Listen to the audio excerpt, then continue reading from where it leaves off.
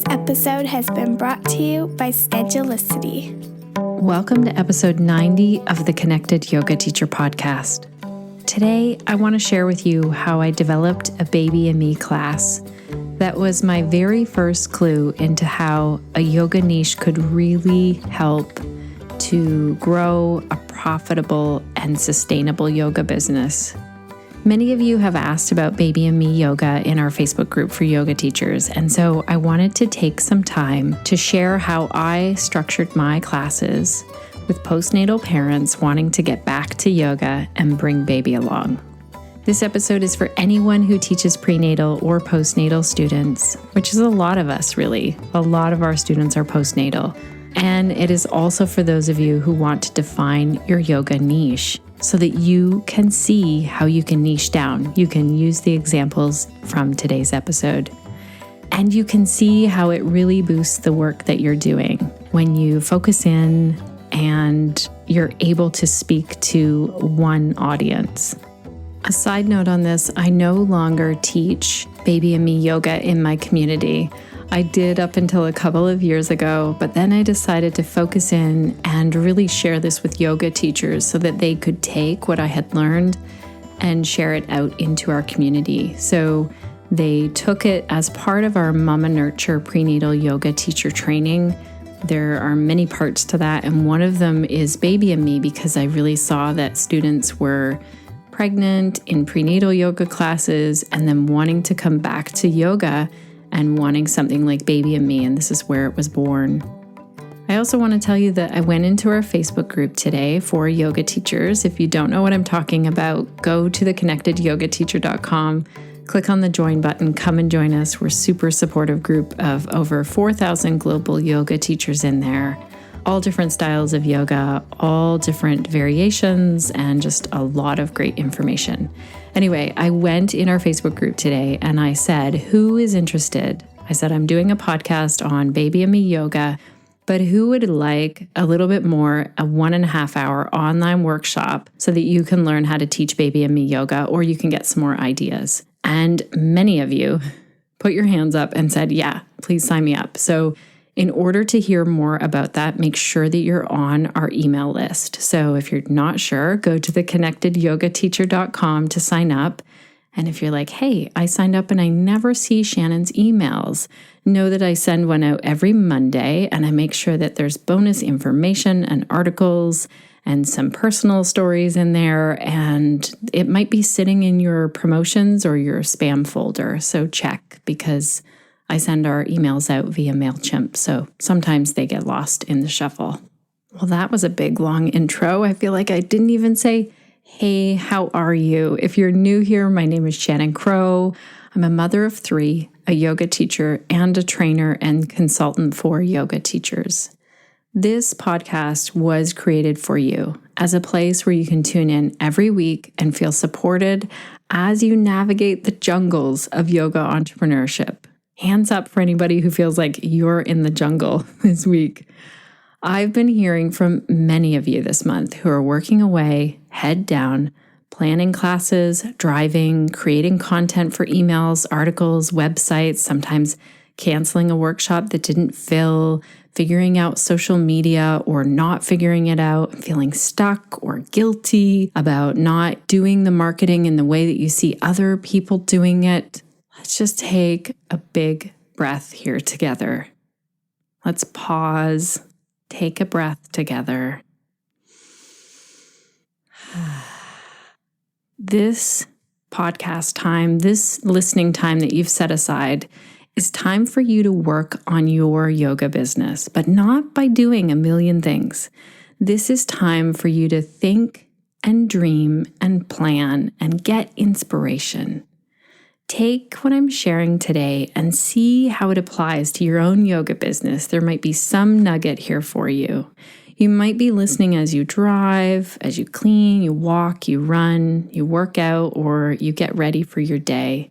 It really means a lot that you are here, and I want to offer as much support as I can to you.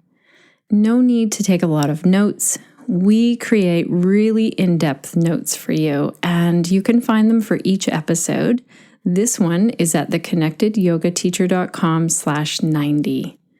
The Connected Yoga Teacher podcast is here for you. We have weekly information, ideas. I really love to give you actionable steps. Pay attention, because by the end of today's episode, I might ask you, what is the one thing that you're going to take and do this week? Guaranteed I'm going to ask you that. And there's also a community of supportive yoga teachers. So we interview yoga teachers, we have our group, we encourage each other as professional peers. Before I share more about Baby and Me Yoga, let's hear from Chelsea over at Schedulicity.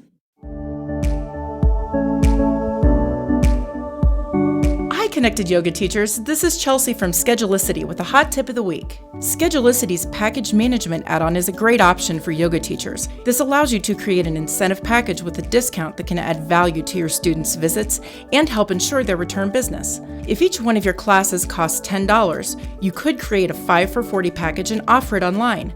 Then, when your clients are booking a class, they'll see this option. Payment is required upfront for packages, so you'll be paid and they'll have a great reason to come back. Maybe one 5-class package is all they need to turn their yoga practice into a habit. Thank you, Chelsea, and thank you to the entire Schedulicity team. Okay, let's dive in.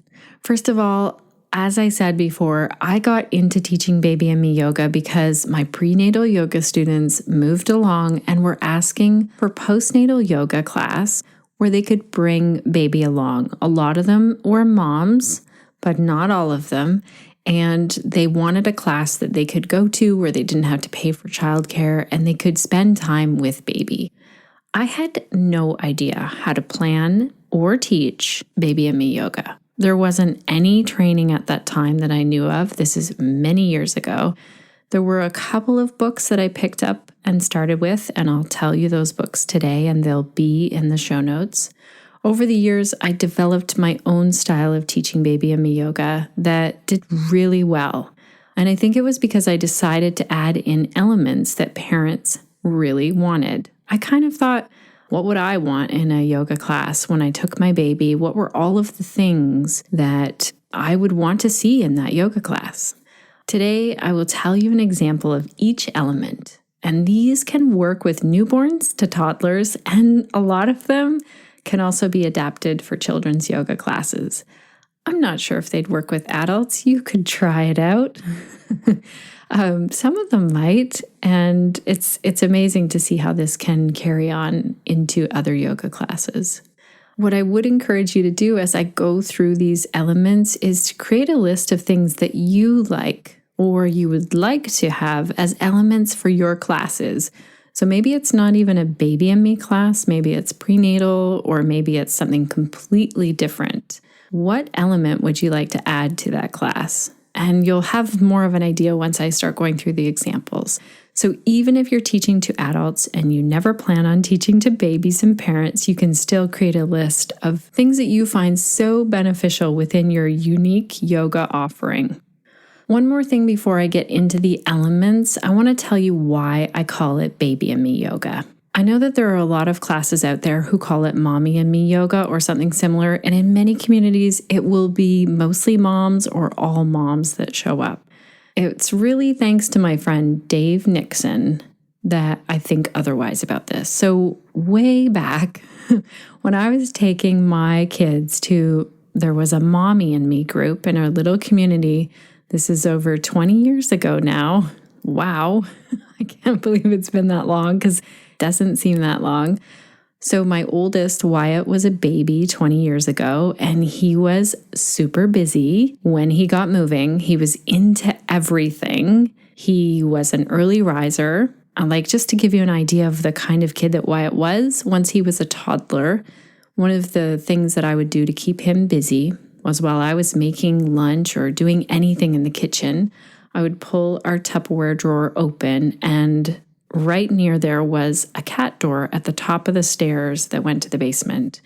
And he would take all of the Tupperware and throw it down that cat door and laugh and think it was really funny.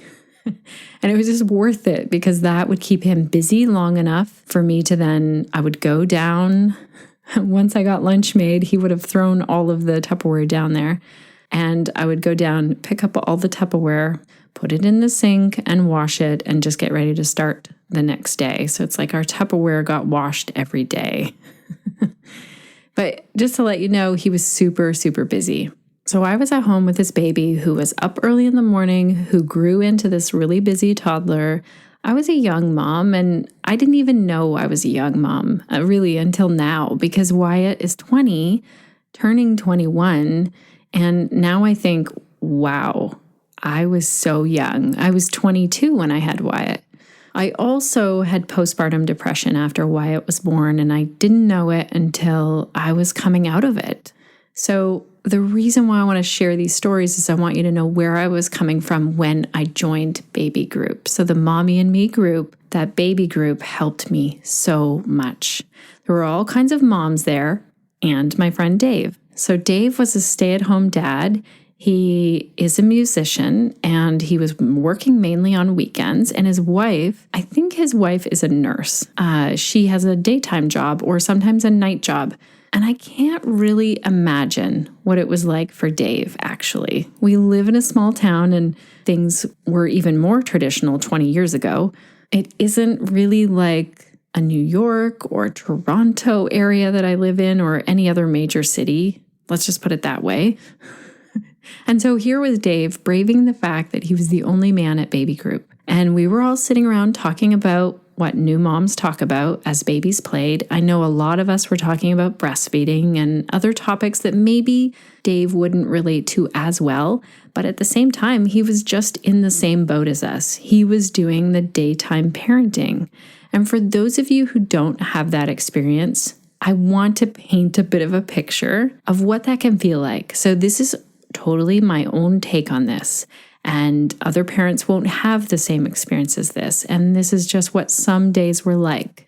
To give you a sense of what you might see in a student who is coming to postnatal or baby and me, or maybe to your regular class 4 to 6 weeks postnatally.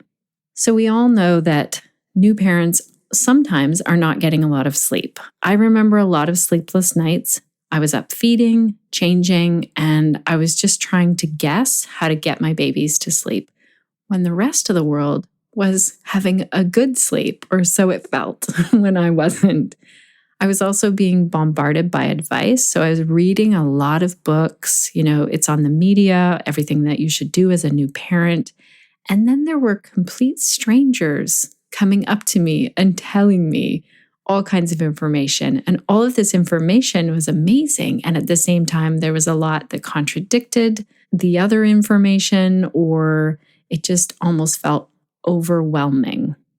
Also, as a new mom, I was really fascinated by topics I never thought I might be talking about. For example, poo and diapers. So those of you who have been new parents or who have hung out with new parents for even just a moment, I bet that you heard some talk about diapers and poo. So, my talk wasn't about that before. I feel like I maybe talked about more profound things than diapers, but then my world really became about baby, and a big part of that was feeding and diapers. There were also so many loads of laundry, and I was confused at how this tiny human could create so much laundry. I was a parent who was overwhelmed by decisions, so I felt so much pressure that I could make or break this human's life. And really, what happened along the way, you can even ask my kids, is that I made a lot of quote unquote mistakes. And I still do.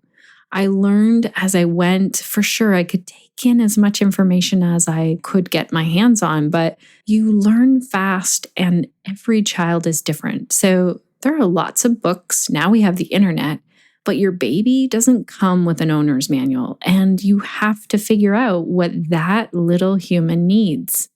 It's amazing. There's not a course on here is how you will look after this baby. Also, my relationships became very different. So think of the relationships with partner, with friends who don't have children, with family. All of these relationships changed. I remember my mom coming to visit, and she didn't really want to visit with me. She wanted to hold the baby. So baby fills up your world in great ways and also ways that change things, relationships, especially that relationship with self. So this is one that can get shoved aside. Also, there was this element of my purpose and my work in the world.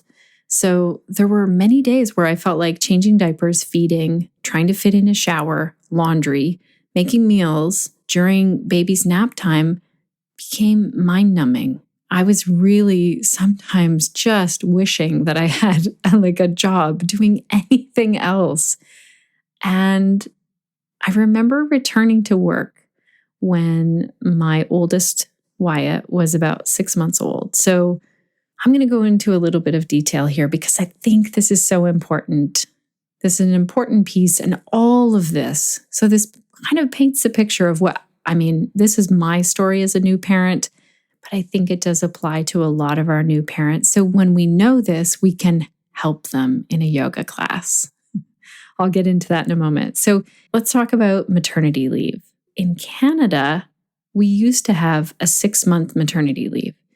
And that's when I had Wyatt. And then for Colton and Sage, who are just about to turn 14 and 16, it became a year. And now it might even be 18 months. I'm not certain on that. What I do know is we're really lucky here in Canada. And I feel for my US friends because I think you have about 6 weeks. And I really can't imagine that. I could barely shower and get out the door with 6 weeks of trying out this new routine. So I just want to bow down, huge hats off to my US friends who have babies and need to go back to work.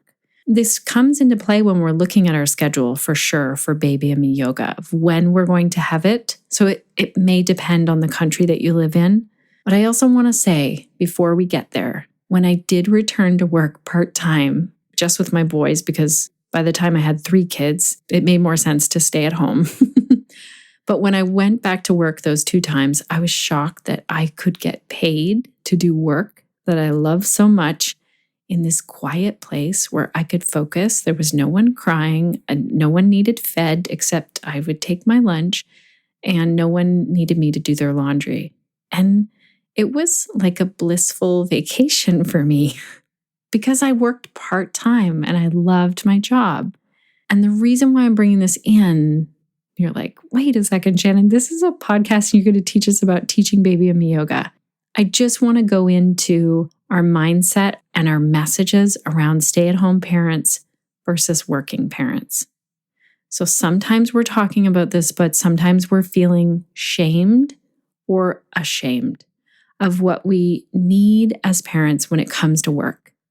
And I feel like it's a whole other podcast topic. The only thing I need to say about this is be careful about judging others for sure, but also yourself. So we all need different work schedules, and parents all need something different. We're not all wired to be Mary Poppins stay-at-home parents. Mary Poppins didn't even have children of her own. And actually, now that I think about this, she floated off and left. And we still think of her as being like the saint with kids. So sometimes we need time away. Okay. I just wanted to touch on that because I think it's super important. And I think supporting parents is really important. Alrighty. So we know who's coming to Baby and Me Yoga now. And we have painted this picture and what their suffering points look like. So anyone who has just become a parent, moms, dads, sometimes grandparents, sometimes foster parents, adoptive parents, or caregivers. And some of them have a traditional mom and dad home, but there are also single parents, 2 dads, 2 mom homes, or a variety of other options. So we don't have to define any of that. What they all have in common is that they're coming to yoga and they have a baby. If they're bringing baby with them, it's called Baby and Me Yoga. So that is a really long story of why I think it's important to call it something that is accessible for everyone who has a baby. I'd love to hear if you have other class names that you're using instead of Baby and Me Yoga. Okay, so that is the who is coming to class, and that's a big picture of the who again. Next is when. So we kind of got into this with schedule and maternity leave, but everyone asks first. New parents and yoga teachers both ask this. Yoga teachers who want to teach Baby and Me Yoga, they ask, when can someone begin Baby and Me Yoga after baby is born? So my answer to this now is whenever that parent feels able and ready to leave the house with baby. But I also want to say that this is because I teach a super gentle class and I have a lot of training in postnatal and pelvic health. So new parents could come to my class if they had had a cesarean birth or if they had pelvic health concerns. What I definitely would add if I knew that someone had pelvic health concerns or they had a cesarean or they just had a complicated or traumatic birth or whatever, I generally always say, please talk to your healthcare team before you come to yoga and just make sure it's okay. Some people say, the general guideline is 4 to 6 weeks, but for some parents, they still cannot really get out the door at that time. So they might have different things going on. This is why I think it's really up to each individual with the blessing of their healthcare team. And when I taught Baby and Me Yoga, I really intended for all babies that were newborn to crawling age. So once babies were up and walking, I sent them on to Toddler and Me Yoga because it's a very different class. So let's stay with this theme, the 5 W's, here a little bit longer. I feel like my grade school teacher, Mrs. Chisholm, would be so proud right now. And let's dive into the where. So where will you be teaching Baby and Me Yoga? This is a big consideration. Basically, you want a few things in your space. Safety is at the top of the list. At Tone Studio in Owen Sound, we installed baby gates when I started teaching there, and we put plug covers on all of the electrical outlets. The one thing with that space is that it had hardwood floors, and I learned by teaching there where I could kind of encourage parents to add more blankets or props around baby as much as possible. So sometimes I would see parents sitting babies up to face them for a certain movement that they were doing, and it is an awful sound when baby falls and knocks their head. Sometimes it's just even the fear of falling that will make them cry. And the other thing that I learned is that the space at Tone Studio was really echoey, which was great when baby wanted to hear their own voice in a new way. And it was kind of fun to watch babes do that, but it also could be too much if there were babies crying, or sometimes baby would hear their voice and it would scare them as well. So look into the space where you want to teach. Also check with your yoga insurance. Make sure that you are covered in all of the modalities that you are teaching. So if you want to teach Baby and Me Yoga, make sure that you're covered for it. Another consideration before you dive right in is to know that Baby and Me Yoga is very different from traditional yoga class with other adults. I like to let people know at the beginning so that they know what they're in for. I have a few tricks as well that I want to share with you. So if the noise level gets up really high, one of my tricks is that I tell people if babies are talking loudly, laughing, giggling, or crying, then I'm not going to talk over them. I will just demo the poses and try and show you in a different way of communicating and follow along with me. Also know that if you use sounds and songs, that can really help to soothe and to change things up if babes are crying. It's important to explain that the intention is that parents have time with baby or whatever it is for you, but to let people know, this isn't going to be your typical class, to really define what is your intention. For me, it was bringing new parents into this community space, and they'd have time for self, time with the community of other new parents, and time with baby. I don't know how it is now, but when I was teaching, sometimes new moms were busy checking their phone or chatting to each other, and both in my books were totally fine. I just thought, you're here. if they need to check their phone, you can definitely decide if you want phones set to the side. I just let them. I thought some of them have places that they need to be, doctor's appointments they were organizing. They would slowly move away from checking their phones, but I allowed them to have their phone there with them because sometimes they want to take pictures of baby. Also know that babies, for some people, are distracting. So for me, I love cute babies and I love their reaction. You just kind of have to flow with that all moms might be eyes on one babe doing something really cute or not so cute. I had a very strong opinion about my policy around time. So I started on time. I let people know. And I also let them know that they did not have to be on time, that I realized that they were adjusting to new routines. And sometimes baby would have a dirty diaper right before they were leaving the house. And I'd rather see them than not see them at all. So I remember one mom showing up when there was just 20 minutes left of class. She was like, I made it. And I said, that is something to celebrate, like welcome. And we're so glad that you came. I generally timed classes to be about 45 minutes, but I wasn't afraid to end at 30 or 35 minutes if babies started to seem like they were losing their patience. Sometimes you just have to go with that. And sometimes I know that there were just days where babes were tired or moms were feeling more like chatting. And so we would change it up and try. And then sometimes I would end a little bit early, which I don't ever do in any other class. Parents are often feeding, changing, or playing with babies. And I tell them that is welcome. Do what you need to do with baby. There's a big difference between crawling and non-crawling babies. And please just take a moment to consider if you were the parent of a brand new born who seemed really tiny and fragile. How would it feel to have a crawling baby coming towards your baby? And this crawling baby doesn't really know the difference between like loving touch and like a slap because crawling babies are really exploring. They explore with their teeth, with their hands, they slap things, and so you might decide that you want to divide your class like crawling versus non-crawling. And you also might start to set some boundaries around crawling. We managed pretty well. And I let moms know, if your baby's crawling over, maybe just go move them away and find them something else to focus on. I also had a doll with me, and that was my baby. And if I saw a crawler going for a non-crawler, I would slide my doll across the floor to kind of be in their field of vision so that they would go after that instead of the non-crawling baby. That's one of my big tips.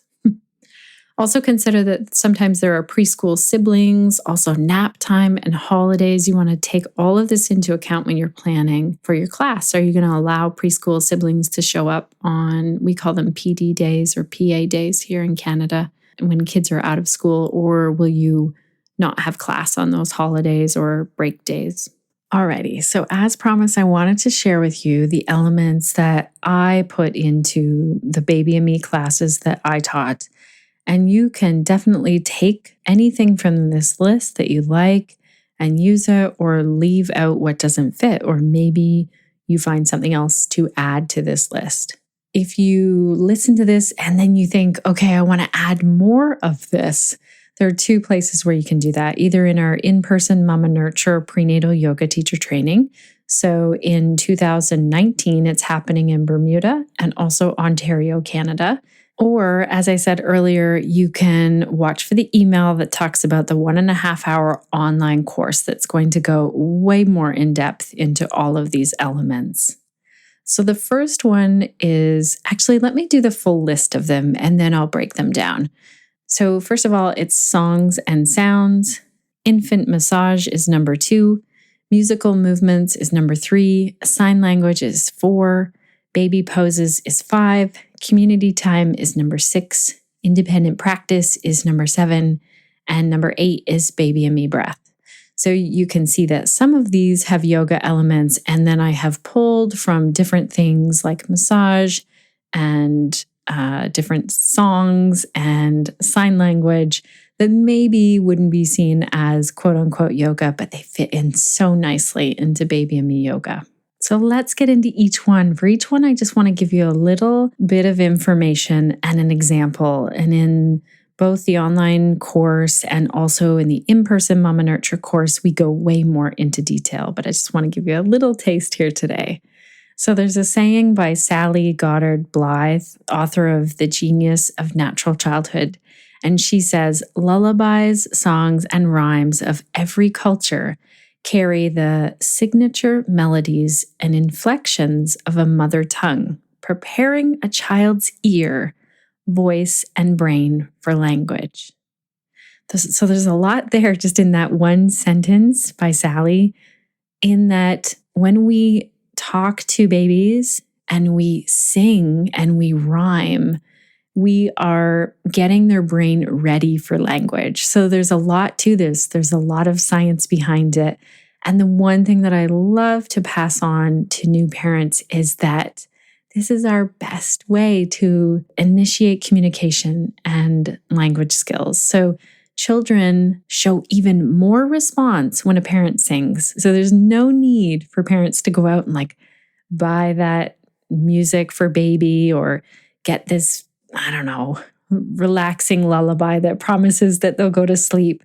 Babies would rather hear the voice of a loved one, no matter what tone. They do not care if you can or cannot sing. So really great example of this, and try this if you have a little baby in your life. This is so much fun. In a singing voice, emphasize a really slow pronunciation of the syllables of their name. So about 2 to 3 times. And I love doing this in a Baby and Me class where you go around the circle. So this can be nice to wrap up a class or sometimes at the beginning of class. And if you can't remember all these babies' names, don't worry. You can just ask parents to say their name and baby's name, and then you'll do a song with baby's name all together. So let me give you an example. And I certainly didn't think I would be singing on the podcast. So for example, if a baby came to class with the name Shannon, then everyone would sing Shannon. So it's any name and it's just the syllables. And then you'd sing it 2 or 3 times. Babies love to hear their own name. They just know it's happening. And they're just like, oh my gosh, everyone here is singing my name. It's just really sweet. So you can make it soft and sweet song for them. Okay, the second one on our list is infant massage. So when I was raising my babes, I read so many books on infant massage and I took a little course and I just loved doing it mostly after bath time. So I wanted this to be part of Baby and Me yoga when I taught it. And if you're not feeling secure in Baby and Me massage, you might get a guest expert to come in and teach your class Baby and Me massage. That might be part of it. But the massage example that I'm going to teach you today is super easy. It's really touch between parent and baby is another form of communication. So it's a really clear and concrete way to express love.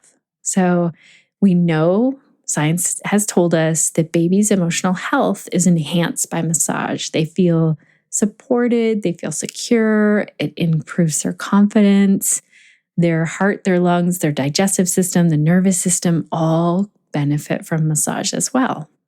A great example of this is what I call knees in and around. So for our yoga teachers out there, you might know this as apanasana. So if you come to lying down on your back and you hug your knees in towards you, this is apanasana, also known as wind relief pose. So it helps to get rid of gas and constipation for babes. So if we push the knees into the chest just really gently with baby, so we have our hands on their knees and we push the knees in towards the chest, not overdoing it at all, and hold it for 3 to 10 seconds. And then we can follow baby's lead.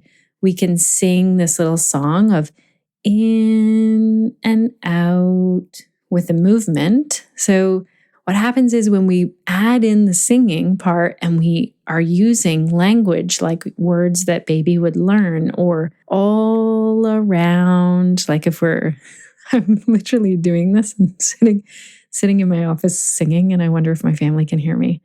If we're singing like all around or making circles, whatever you want to do, like a little sing-song voice like that, where baby is learning language at the same time as movement. And we'll talk about that a little bit more as we go.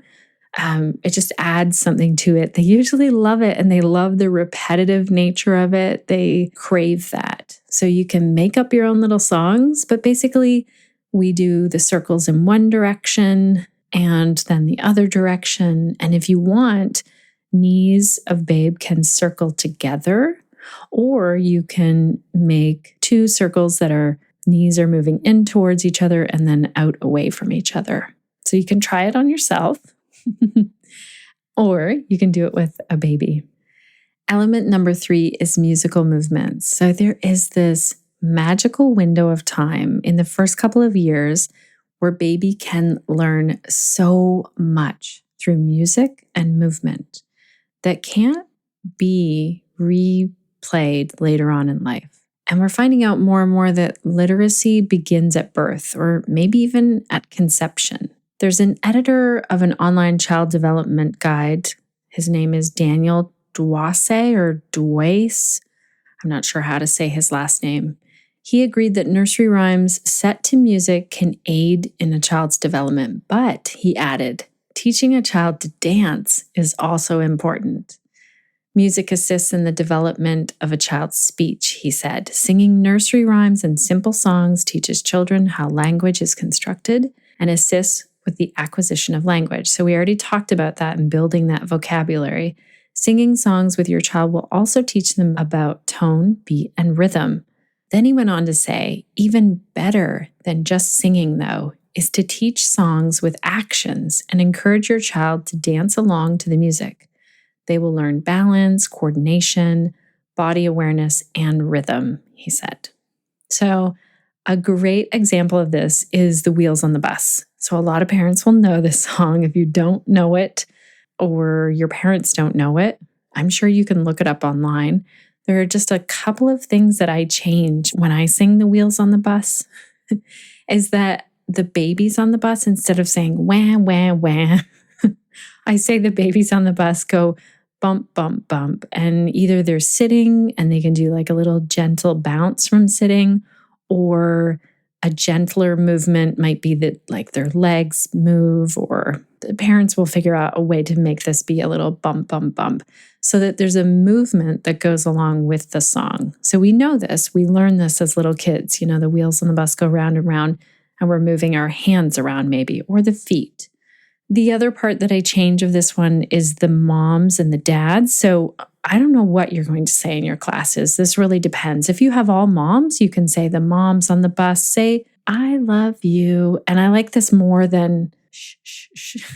I think, why are those moms shushing the babies? They're crying. So I do get a little bit literal with this song, and I would encourage you to do the same. If you're taking songs and changing them, like instead of singing 3 blind mice, I sing 3 nice mice, because there's a really fun sign language song that goes along with it. So you can change any of those nursery rhymes songs that you learned that you think, why are these words like this? They don't really fit in with our culture now, or they could be nicer in some way.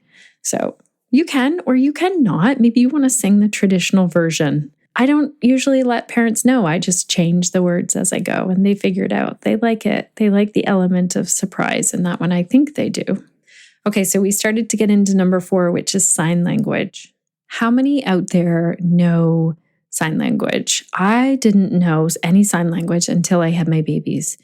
And it was so handy. Before my kids could talk, I learned this sign language at the Little Baby and Me group that I went to, that I was talking about.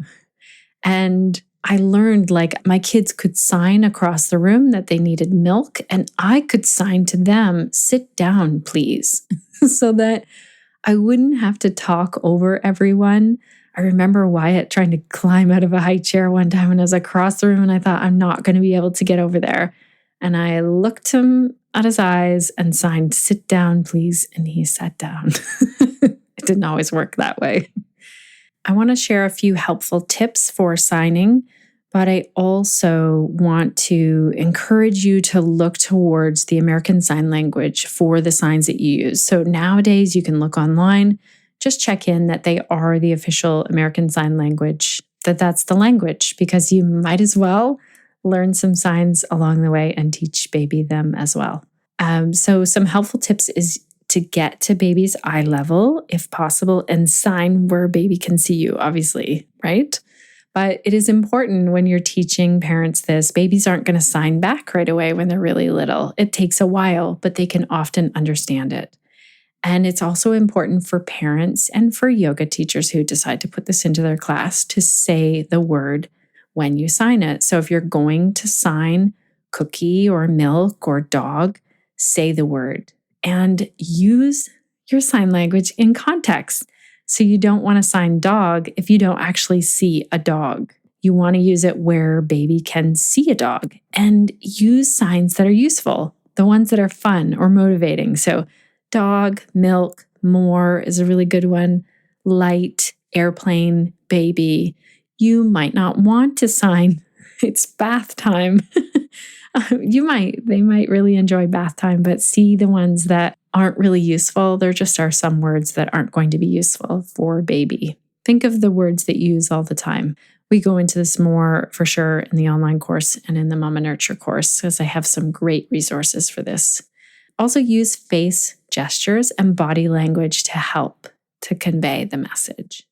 It's fun to make games, to really learn together and keep it fun and basic, not any pressure. This Baby and Me yoga class is a really great place to practice and learn together. And there are some really fun board books. Like when I say board book, I mean, for those of you who know babies who put everything in their mouth, it can be important not to get the paper books because they'll just eat them, rip them up, chew on them. So go for the board books where there are different pictures that you would be able to sign. So some of them might have the sign in them, but what I'm referring to is like you might see a book and there's a picture of a car, and then you could say car and sign car at the same time.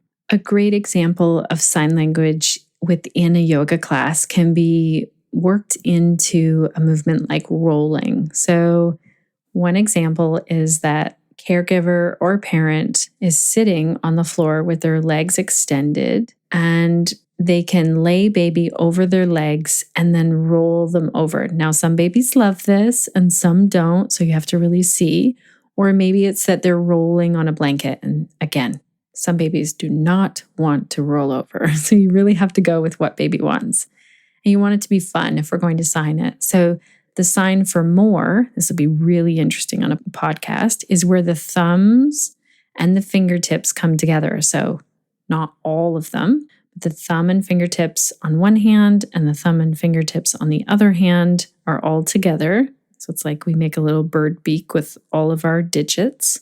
And the fingertips touch as both hands come together. So that's the sign for more. You can look it up through the American Sign Language if I'm not clear with my cues here. And then rolling is where index fingers are pointing and rolling over each other as they move forward. So it's kind of like wheels on the bus, but just with the index fingers. So the fingers are pointing towards opposite fists, and then they're making this rolling movement, rolling forward. That's rolling. So you can say to baby, more rolling as a question, even though they're not signing back. So we need to understand that it takes a long time for baby to be able to put the fingers together and do the hands, but they're still really learning. Okay, so number 5 is baby poses. And the key to this is, and I started to get into it in number 4, is to really follow baby's lead. So if we're going to move baby, we want to be in communication and really listen to their cues and find out what suits baby in that moment, in that day. Often baby can be sleeping in the corner of the class or they need to be changed, or they want to be fed, or they're crawling away, or they're happy just to be looking around and they don't want to be part of movement. So it can also activate babies. So you want to see where is the class kind of going and adjust what you offer for this. So you're not only dealing with parents, you're also dealing with what baby needs.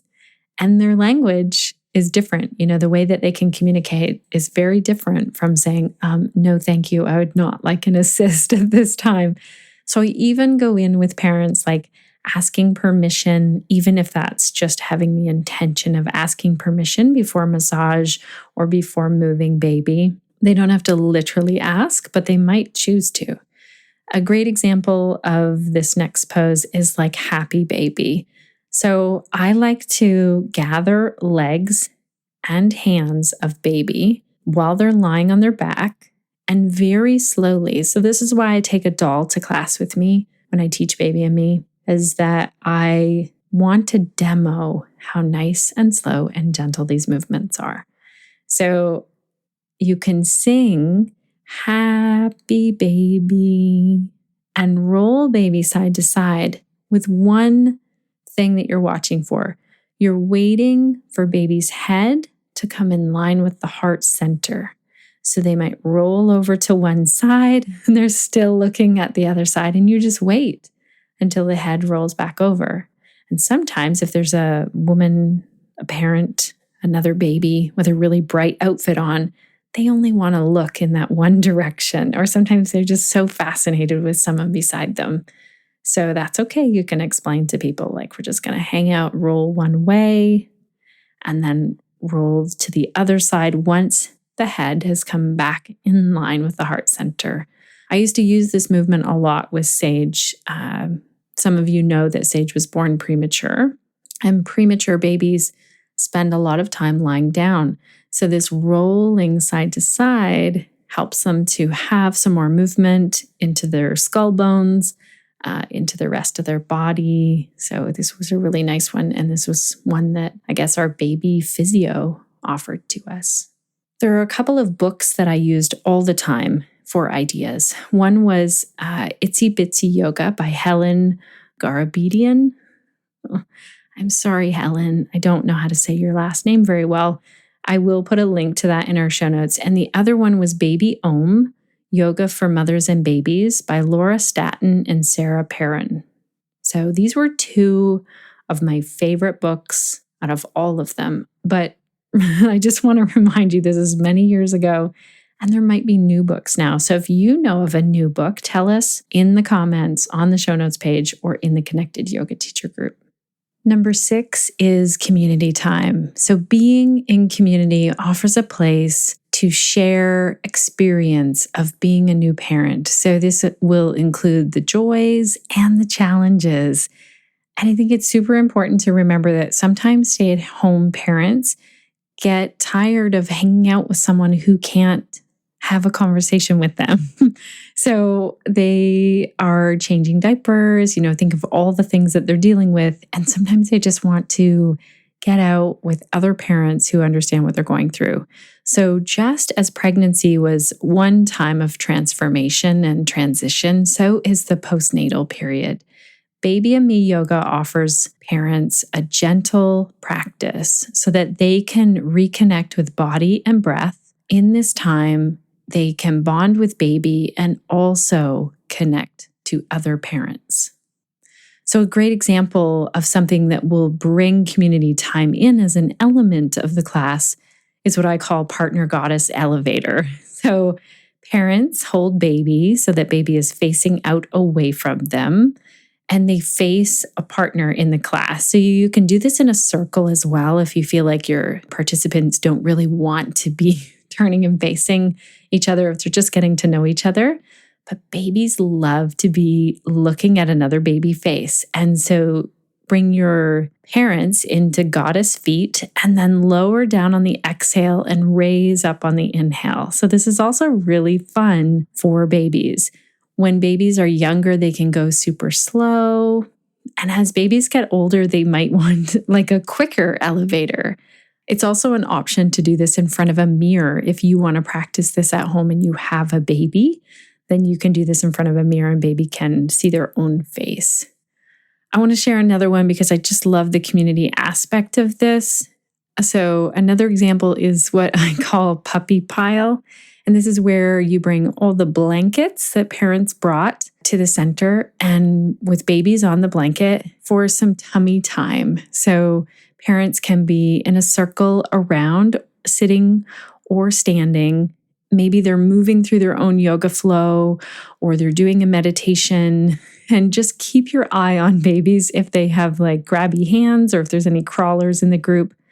But it's so fun if they're looking around at other babies and then everyone can see them and keep an eye on them when they're in this little puppy pile in the middle. It's so sweet. So number 7 is independent practice. So as wonderful as it is to have this time with baby where we do massage and we do movements and songs with baby, it's also such a nice thing for new parents, caregivers, stay-at-home parents can have some time to themselves to reconnect to their body, to their breath. A student one time shared with me that she was coming to baby and me to really get back to feeling like she belonged in her body again. So motherhood can bring a lot of transition to the body, and we can facilitate some self-awareness time in various ways in yoga class, just like we can for anyone going to a yoga class. But I think it's extra special to remember to bring in, how can you bring in some independent practice that doesn't involve baby? And sometimes this might be, baby might still be really close by. So if you think of mom in table pose or in something like downward dog and baby is between the hands, sometimes that can be them doing their own practice and baby is watching them and face to face with them still. So the last and final one is baby and me breath. So we all know as yoga teachers the benefits of breath, and these can be tapped into immediately following birth. So those of you who are teaching prenatal yoga class, you might want to give a reminder of how you can start to bring this in postnatally for your moms so that they can use it when they get home from the hospital and they don't have to wait to get back to yoga. Babies instinctively know how to breathe. It's adults who usually need a little more practice to connect to that natural breathing again. So baby can gain the benefits as caregiver or parent breathes and relaxes. This translates. Babies can sense when parents start to get stressed. So if you see the stress of the room kind of going up, here's an example that you might use. It's called the raindrop breath, or that's what I call it. So parent sits in front of baby. Baby is lying down or sitting, or they might be crawling around. And parent inhales, arms up overhead. And on the exhale, they sweep the hands in raindrop fashion from head to toe on baby. So they might start at the head and the fingers make this little raindrop. Some babies really like the sound of a swooshing. So you can inhale, arms up, and exhale, shh, and the hands come down. That's quite a soothing sound sometimes to babies. So not a shushing, but a swishing, like rain, like a gentle rain. So baby likes this interaction. It's kind of a peekaboo. You can even bring in scarves so that it's the scarf that's coming over baby. That's another one that I really love that brings breath in for parent, and then it involves baby as well. So there are the 8 elements that I love to bring into baby and me yoga. Also with the note to let parents know that they can feed, change, soothe baby during the class, and really not to worry if baby is crying or fussing. They don't have to leave the class. This is really part of the experience so that we're learning together as a community how to hold space for baby crying, for mom figuring out what to do to bring some calm to herself and to baby. Because it can be really stressful when baby is crying. So I think it's important to bring that into the beginning of a class. Also, you can remind parents that when baby is sleeping, this is really their time so that they can do yoga on their own. They can do the movement, the experiences. They can still sing the songs with the other babes. Sometimes I see parents looking like they should wake babies up. I am a big believer in leaving babies sleeping, but I'm also even more of a believer that we just let parents do what they need to do. There is that saying that I want to end today with, that it takes a village. So it really does take a village to raise kids. For those of you who are sharing yoga in your community to parents, I just want to say a huge thank you. So you are already giving so much to them. You are part of that village, no matter what the elements of your yoga class are. Even if it's a yoga class for anyone and you have postnatal parents showing up or parents with kids of any age. So you do not know how many classes I've gone to as a parent where I just think, oh, I am rolling out my mat and I am here for myself right now. So you are offering this time for parents to connect to self, to community, to baby. Even if baby is not there with them, they will be able to connect more when they get back home recharged. You are offering them time to nap sometimes or just stare into space, so they might look like they're not really doing what you're guiding them through, and maybe they need to just sit there for a moment and take in the time and space for themselves. You're also offering them this time to feel what is happening in their mind and their body. It is a really beautiful gift. So thank you so much for those of you who are offering this already or looking into how you can offer it. If you decide that you do want to sign up for the online training, for sure, reach out if you haven't gotten the email with a special offer for you, and it will be coming out. I will be sharing in the email how to do that. For those of you already teaching Baby and Me yoga, I'm so curious to know what tips and tricks you've learned along the way, or what elements are in your class, or what your parents and babies really love. There's little things like I can just think back to a Baby and Me class where all these moms, then I saw they were posting on social media that they were going to birthday parties, and they had built such a strong community that they were hanging out outside of class. Another class, we did Halloween costumes for babies. Oh my gosh, it was adorable. And to look back and see those pictures of those babies.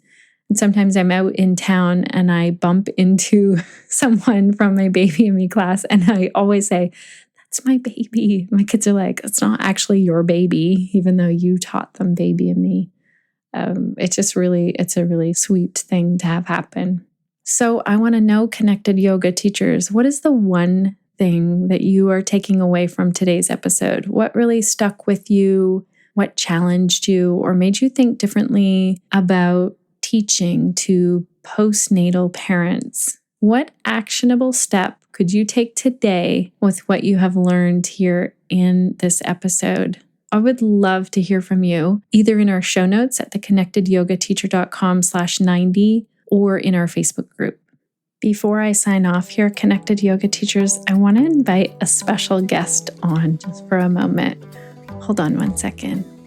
So, today, I just brought Wyatt down here, and he has no idea what the episode was about. He doesn't even know that he was in the episode. So, Wyatt, do you want to say hi to the Connected Yoga Teachers? Hi. So, Wyatt, today I was telling them about Baby and Me yoga and using sign language and little sing-songs. Do you remember any of that? Not really. Do you remember any sign language that I taught you when you were little? No. Do you remember me teaching Colton or Sage? Any of the songs? Like I remember Cookie, and no, I think that's it. Cookie is the only one you remember. Yeah. Today's episode is possible because of our fantastic team. Thanks, Samantha, for doing so much of the admin work, Suzanne for editing the audio, and Crunch for writing our show notes. Yeah, that's great. Thank you. Thanks for saying yes. I was a bit shocked when you said yes, because the listeners have never heard from you yet. They just hear stories about you. Do you listen to the podcast? Not really. Okay. All right, Connected Yoga Teachers, time to sign off. What will you be doing this week to stay connected to yourself, to to your practice, and to your community. Take care.